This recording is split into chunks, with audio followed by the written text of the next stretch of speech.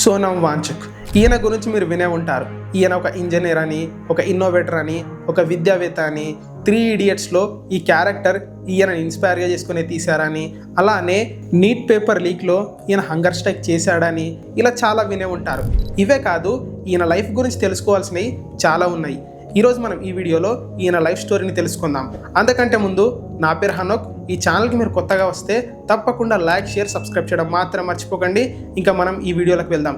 వీడియోని పూర్తిగా చూడండి, నచ్చితే సబ్స్క్రైబ్ చేసి ఫాలో అవ్వండి. మనం ఇంకా టాపిక్లోకి వెళ్దాం. సోనమ్ వాంచుక్ ఈయన 1966 సెప్టెంబర్ 1న లే లడాక్ అల్చి దగ్గరలోని ఉలేటెక్పో అనే ఒక చిన్న విలేజ్లో జన్మించాడు. ఈయన తల్లి పేరు తెసరిన్ వాంగమో, ఈయన తండ్రి పేరు సోనమ్ వాంగయాల్. సోనమ్ వాంచుక్కి 3 అన్నలు ఉన్నారు. సోనమ్ వాంచుక్ తండ్రి లడాక్ రీజియన్లో ఒక ప్రామినెంట్ లీడర్. ఈయన 1982లో 16 రోజుల పాటు నిరాహార దీక్ష చేశాడు, షెడ్యూల్ ట్రైబ్ హక్కుల కోసం, ఎస్టీ హోదా కోసం. అలానే 1984లో మళ్ళీ 5 రోజుల పాటు నిరాహార దీక్ష చేశారు జంతర్ మంతర్ దగ్గర. అప్పటి ప్రైమ్ మినిస్టర్ అయిన ఇందిరాగాంధీ గారు దిగొచ్చి ఈయన డిమాండ్స్ అన్ని విని పాలిచ్చి నిరాహార దీక్ష వీడేలా చేశారు. ఇలా ఈయన లడాక్ ప్రజల కోసం చాలా పోరాడారు.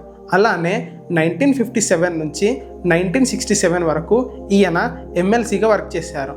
1967లో ఈయన ఎమ్మెల్యే కూడా అయ్యారు. ఇది చూస్తే అర్థమవుతుంది అక్కడ ఈయన ఒక ప్రామినెంట్ లీడర్ అని. అయితే సోనమ్ వాంచుక్ గారు ఉన్న విలేజ్లో ఎలాంటి స్కూల్స్ లేకపోవడం వల్ల వాళ్ళ అమ్మనే చదివించింది లడాకీ లాంగ్వేజ్లో, అంటే మదర్ టంగ్లో.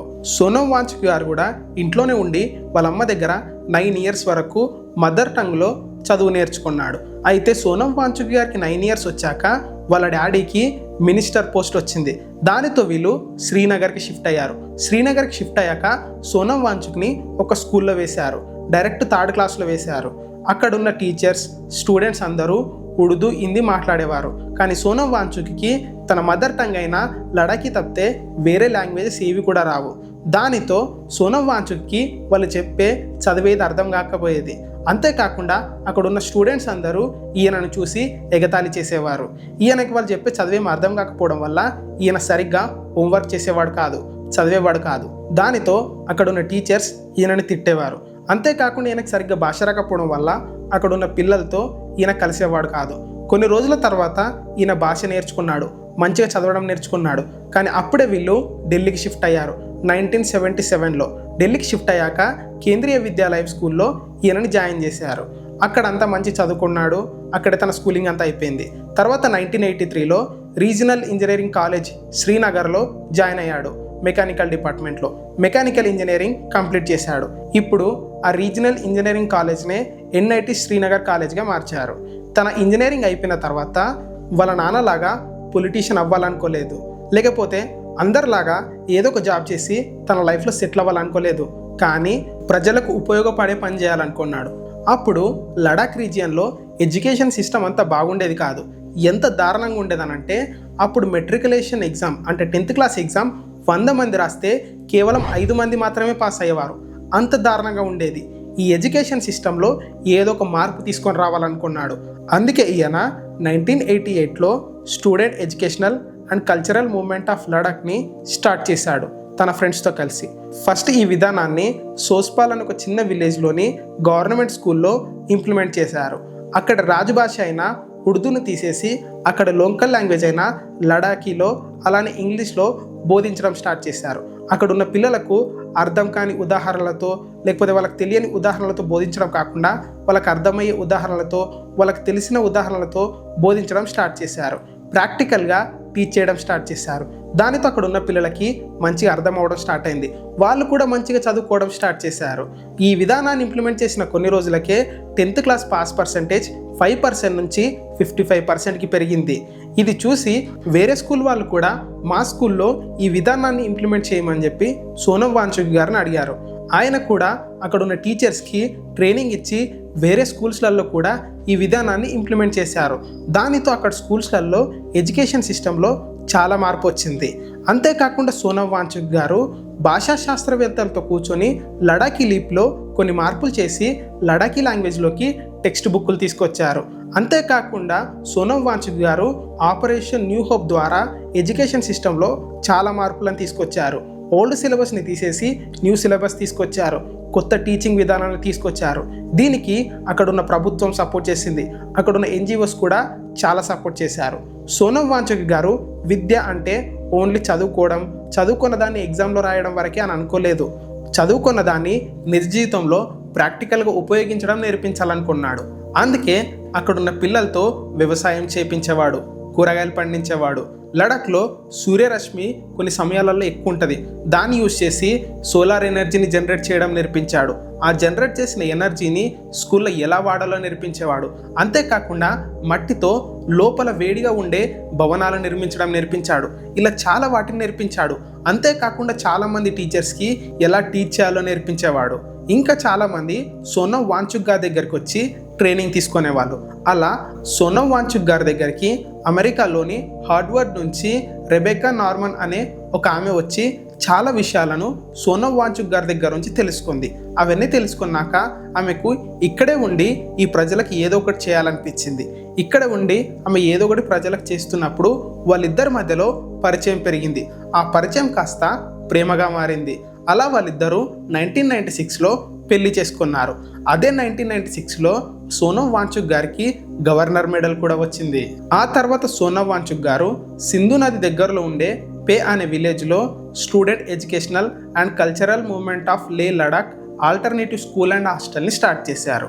అక్కడ రిన్యూవబుల్ సోలార్ ఎనర్జీ సెంటర్ని కూడా స్టార్ట్ చేశారు. లే లడాక్ రీజియన్లో -20 డిగ్రీస్ చలి ఉంటుంది. అందుకే రూమ్లో సోలార్ ఎనర్జీని యూజ్ చేసి 15 డిగ్రీస్ వేడి ఉండే టెక్నాలజీని డిజైన్ చేశారు. అలా డిజైన్ చేసిన టెక్నాలజీని దగ్గరలో ఉండే హౌజెస్కి కూడా ఇచ్చారు. అంతేకాకుండా వాళ్ళ హాస్టల్స్లో ఉండే పిల్లలు ఆ సోలార్ ఎనర్జీని యూజ్ చేసుకునే ఫుడ్ చేసుకునేవాళ్ళు. అలానే వాళ్ళ హాస్టల్స్కి కావాల్సిన పవర్ని కూడా ఆ సోలార్ ఎనర్జీని యూజ్ చేసే జనరేట్ చేసేవాళ్ళు.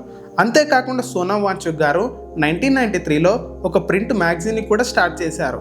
అది 2005 వరకు రన్ అయింది. దాని పేరు ఇక్కడ వేస్తున్నాను చూడండి. అలానే 2001లో సోనం వాంచుక్ గారు లడాక్ లే హిల్ కౌన్సిల్ గవర్నమెంట్కి ఎడ్యుకేషనల్ అడ్వైజర్గా కూడా వర్క్ చేశారు. దీనికి గాను 2001లో మ్యాన్ ఆఫ్ ద ఇయర్ అవార్డుని అందుకున్నారు. అలానే 2002లో అశోక్ ఫెలోషిప్ అవార్డుని అందుకున్నారు ఫర్ సోషల్ ఎంటర్ప్రెన్యూర్షిప్. 2004లో గ్రీన్ టీచర్ అవార్డుని అందుకున్నారు. 2008లో CNN, IBN news channels Sonam Wangchuk గారిని రియల్ హీరో అవార్డుతో గౌరవించారు. సోనం వాంచుక్ గారు చాలా NGOస్కి అలానే గవర్నమెంట్స్కి విద్యా సలహాదారుడిగా వర్క్ చేశారు. అలానే సోనం వాంచుక్ గారు 2009లో ఫ్రాన్స్కి వెళ్ళి ఎర్త్ అండ్ ఆర్కిటెక్చర్ చదువుకున్నారు సిఆర్టెర్ స్కూల్ ఆఫ్ ఆర్కిటెక్చర్లో. 2011లో చదువుకొని మళ్ళీ తిరిగి వచ్చారు. అలానే సోనం వాంచుక్ గారు 2013లో ఒక గ్రేట్ ఇన్నోవేషన్ని చేశారు. దాని పేరే ఐస్ స్తూప. దీన్ని ఎందుకు చేశారు అని అంటే మార్చ్-ఏప్రిల్ నెలలో లడాక్ రీజియన్లో రైతులకి సరిపడే నీరు ఉండవు.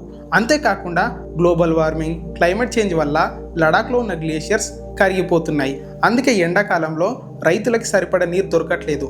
కానీ శీతాకాలంలో మాత్రం అంటే వింటర్ సీజన్లో మాత్రం నీరు వృధాగా పోతున్నాయి. ఈ వింటర్ సీజన్లో పోతున్న నీరుని పట్టి సమ్మర్లో యూజ్ చేసుకోవాలని అనుకున్నాడు. అందుకే కోన్ షేప్లో వాటర్ ఫ్రీజింగ్ టెక్నాలజీని డిజైన్ చేసి కోన్ షేప్లో ఐస్ స్టూపాని ఇన్నోవేట్ చేశాడు. ఇలా ఫ్రీజ్ అయిన వాటర్ సమ్మర్ సీజన్లో రైతులకు నీళ్ళు లేనప్పుడు ఆ ఫ్రీజ్ అయిన వాటర్ కరిగి రైతులకి అందుబాటులోకి వచ్చేవి.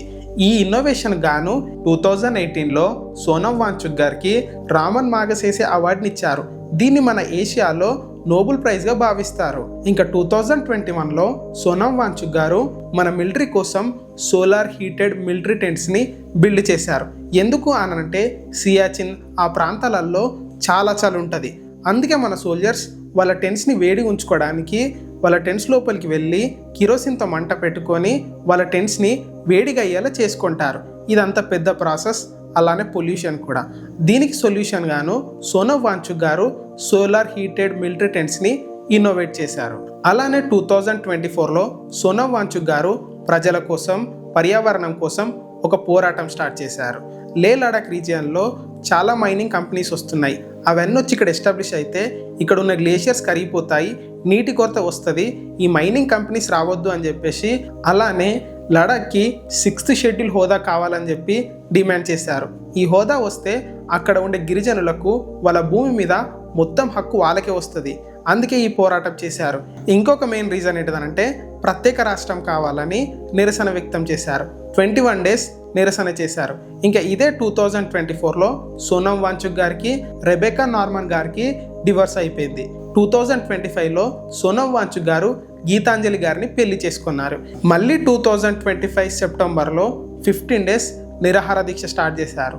ఎందుకనంటే అవే డిమాండ్స్ కోసం లడాఖ్కి ప్రత్యేక రాష్ట్రం కావాలి, 6th షెడ్యూల్ హోదా కావాలని చెప్పేసి ఇంకా కొన్ని డిమాండ్స్ తోటి నిరసన వ్యక్తం చేయడం స్టార్ట్ చేశారు. కానీ గవర్నమెంట్ మాత్రం కోర్ డిమాండ్స్ని రిజెక్ట్ చేసింది. అంతేకాకుండా సోనమ్ వాంచుక్ గారిని నేషనల్ సెక్యూరిటీ యాక్ట్ కింద అరెస్ట్ చేసింది. 6 నెలలు జైల్లో ఉన్న తర్వాత మళ్ళీ 2026 మార్చ్లో బయటికి వచ్చారు.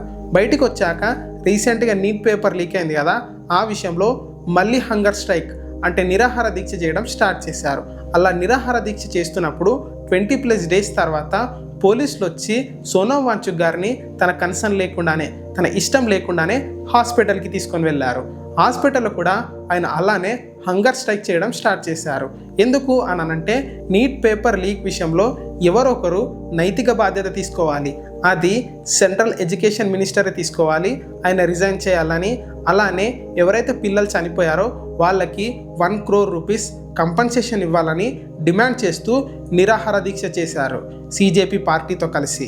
గవర్నమెంట్ వాటన్నిటికీ ఓకే చెప్పడంతో సోనమ్ వాంచుక్ గారు నిరాహార దీక్ష వీడారు. ఏది ఏమైనప్పటికీ సోనమ్ వాంచుక్ గారు ఒక మంచి ఇంజనీర్, గ్రేట్ ఇన్నోవేటర్, ఒక మంచి విద్యా సంస్కర్త. ఈయన లైఫ్ స్టోరీ మీకు ఎలా అనిపించింది? ఈయన మీద మీకున్న అభిప్రాయాన్ని కింద కామెంట్ చేయండి. మా ఈ ఇన్ఫర్మేషన్ కనుక మీకు నచ్చినట్లయితే తప్పకుండా లైక్, షేర్, సబ్స్క్రైబ్ చేసి మీ ఫ్యామిలీ అండ్ ఫ్రెండ్స్కి ఈ వీడియోని షేర్ చేయండి. నా పేరు హనోక్. మళ్ళీ ఒక మంచి వీడియోతో మళ్ళీ మీ ముందుకు వస్తా. నమస్తే.